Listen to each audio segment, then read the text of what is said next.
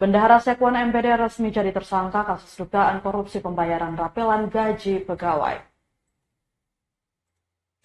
Kejaksaan Negeri Maluku Barat Daya atau MPD menetapkan Bendahara Sekretariat DPRD Sekwan Samuel Obendego Letlora sebagai tersangka Selasa 2 Juli 2024.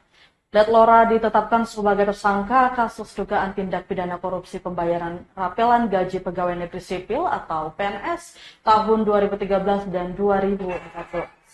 Kepala Kejaksaan Negeri Maluku Barat Daya Heri Somantri menyatakan penetapan tersangka berdasarkan surat penetapan tersangka nomor TAP garis datar 01-Q.1.FD.2-07-2024 tanggal 2 Juli 2024 dan surat perintah penahanan nomor print titik ganda 01-Q.1.18-FD.2 07-2024 tanggal 2 Juli 2024. Usai penetapan tersangka, Letlora diperiksa dan langsung dieksekusi ke rutan Waiheru.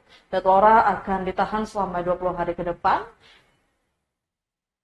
Dijelaskan, Kejari atas perbuatan tersangka terdapat kerugian negara hingga 1.188 juta lebih berdasarkan laporan hasil audit atau LHA perhitungan kerugian keuangan negara atau PKKN oleh pihak auditor Kejaksaan Tinggi Maluku nomor B-H-H-3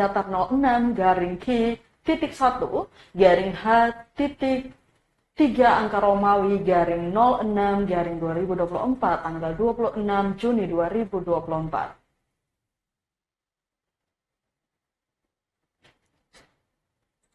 Oh,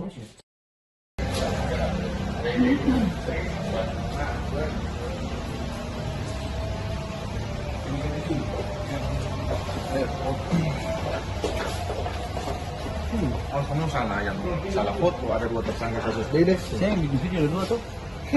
Saya nggak apa-apa kan dua semua. Tapi beda kasus. Yang satu udah ada dia. Kalau itu ada. Kalau ini oh saya yang dia ini. Kaben, apa kaben? Sehat. Bagaimana kaben?